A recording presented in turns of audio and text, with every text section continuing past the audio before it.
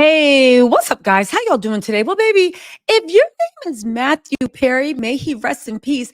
Things just got really weird. Remember how he passed away, and there were some people saying, "Yo, this is foul play." Matthew was happier than we'd ever seen him. He was just getting clean. How could he have passed away with stuff in his system and nobody knew? Yes, I'm trying to walk around the YouTube demonetization. Well, guess what?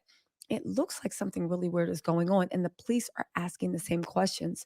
They said Matthew Perry's death, ketamine origins are being investigated. They've even gotten the feds involved. Y'all, something really was going on, and maybe he was giving us signals. They said Matthew Perry's death has publicly been considered an open and shut case. No, it wasn't publicly from everyone because on YouTube, we never bought it. We said something weird was going on. But as far as the authorities go, they're still digging into how he got one particular substance.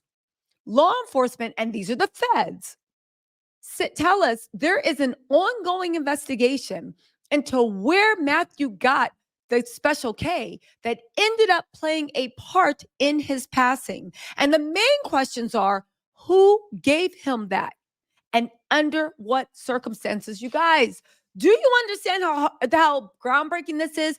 I remember the rumors that somebody had done it on purpose. If you guys don't know, he left a sizable fortune. And there was other stuff that people were rumored that he was uncovering or about to expose a lot of the craziness that goes on in Hollywood. Our sources say, first of all, TMZ, shut up. Because y'all were the first people calling everybody online saying there was something suspicious about Matthew's death and it didn't make sense. You called them fear mongering, conspiracists, or anything. So now let's go back to your sources now that the feds seem to agree with what everybody in the blogs were saying, and especially on TikTok. Our sources say both local police and the DEA have been looking into this matter for months. This is an ongoing investigation, but it's unclear where exactly investigators are in the probe. Now, this is the only time, and y'all know I'm nosy, and I break into people's business, not break in, but I'm in people's business all the time. I actually think this is really, really out of line for TMC to actually say, because if they have been going with this clandestine investigation, right? And they've been doing it for months. Why would you broadcast this out to everyone? Now, I know I'm being hypocritical and I'm broadcasting it too, but it's already on TMZ. I'm a smaller platform than TMZ. But again, TMZ, why would you do that? He said, we do know they've already interviewed some key people in Hollywood. While our sources cannot provide names, they told us investigators have approached and spoken to people who are known to have a history of blank use and blank abuse. We're told those people are not necessarily the actual source of the special K, but they could have information leading to the source. So far, no arrests have been made. TMZ were the ones that broke the story that Matthew's assistant found him unresponsive in a hot tub at his Pacific Palisades home on October 28th.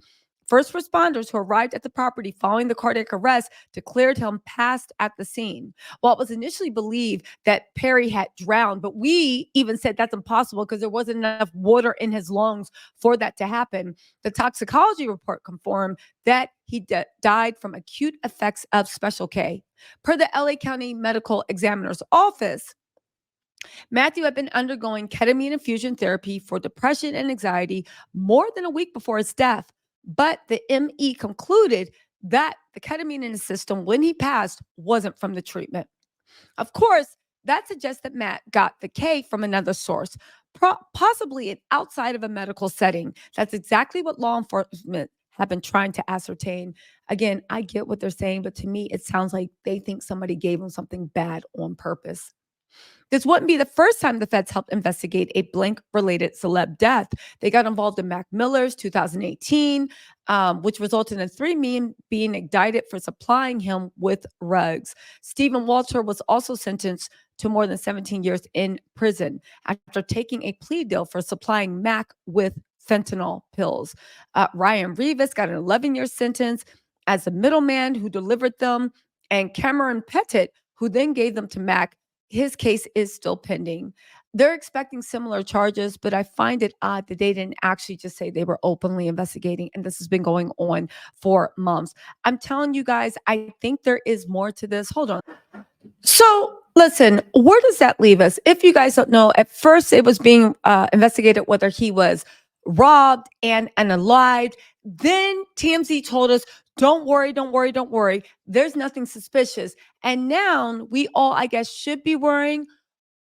We can argue about whether the dealers should be in jail. We can argue about where it got, but we all do think that he died under very, very, very mysterious circumstances. And the fact that the police have been doing a secret investigation until TMZ exposed it, well, I don't know, you guys.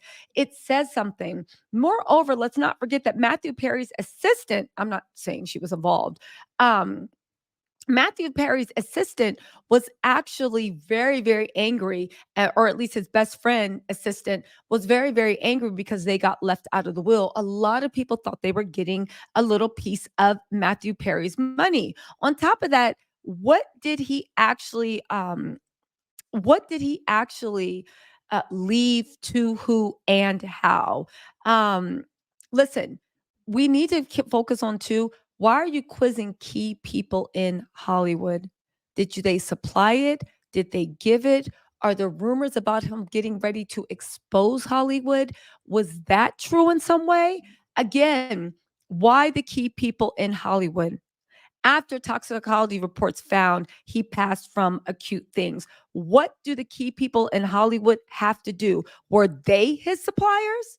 This is a lot to get into. But again, they're not necessarily the actual source of the K, but they want information. So what do you guys think? Do you think they're looking for his actual dealer? I think if they were, they would have said that. I think there's more to the story. You guys listen, let me put this TikTok right behind this video you have to watch, because even though everybody said it was crazy, it looks like it's coming back around. Anyway, let me know what you think in the comments. I'll talk to you later. Bye. Matthew Perry was possibly robbed and unalived, as that division is now doing an investigation into what happened to him. What is going on here? Guys, make sure and click the plus sign. I'm going to have more on this you don't want to miss. Sound off in the comments. Tell me what you think about this. But I want you to take a look. There's been a lot of questions and still some mystery behind what actually happened to him. And now the robbery and Hama blank division has showed up. They're talking to the media and they're doing an investigation. What is this about? Take a look at the information we have and then we'll discuss. It says Matthew Perry's leaving the earth, robbery and possible break-in investigation, but it's a standard procedure and we're going to go into it. LAPD's robbery and, not sure if I can say that word, division, which may come as a surprise to some because foul play is not suspected at this point, but cops say it's just a standard procedure for high-profile cases. LAPD tells TMZ the robbery homicide division is looking to make sure that there is nothing nefarious involved in Matthew's passing. And it's normal for RHD to take the lead on high-profile cases because RHD has the experience and manpower necessary. As TMZ first reported, there is no evidence of foul play in Matthew's passing, which is why some folks were left scratching their heads when RHD brass talked to the media about MP's passing. Now, I guess on the one hand, this makes sense, but then on the other hand, it doesn't. I guess I could see in a high-profile case, they want to look at every angle possible. But remember, the autopsy came back inconclusive and they're waiting for toxicology, which is really weird considering apparently he had a heart issue that had him drowned, or at least we've had back and forth reports on what that is. Then the timing of how it all went down, they found him under the water, but apparently he wasn't waterlogged. And did you hear this? They're like, well, we do this because it's high profile and we have the manpower to do it. Like, does that make any sense? Do they just, and here's the thing, I don't know a lot about these types of investigations, so sound off in the comments. Maybe I'm off base here, and I'm not even saying one way or the other what's happening. I'm just saying it looks weird that they're saying, well, it's high profile, and we have the manpower, therefore we can do it. Why would they just randomly waste the money on that? I mean, is this really standard procedure? I don't know. What do you guys think? Is there something more going on? Tell me your thoughts. Sound off in the comments and click the plus sign. I've got more coming.